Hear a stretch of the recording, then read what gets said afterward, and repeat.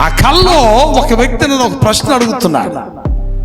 ఏమడుగుతున్నాడంటే, జక్కయ్య ఆధ్యాత్మికతను ప్రేమించాడా, డబ్బును ప్రేమించాడా అని అడిగాడు.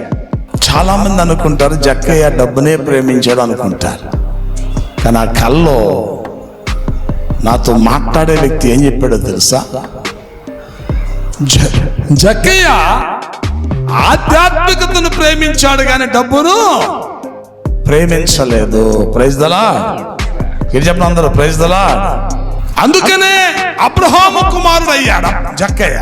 డబ్బును ప్రేమించేటువంటి సేవకులు, డబ్బును ప్రేమించేటువంటి దేవుని వాక్యము చెప్పేటువంటి చాలా మంది బిడ్డలు వారే మాదిరిగా లేకపోతే, దేవుని పక్షముగా వారే కరెక్ట్ గా నిలబడకపోతే, దేవుని యొక్క ఆత్మ వారు ఎలా పొంది జీవించగలరు?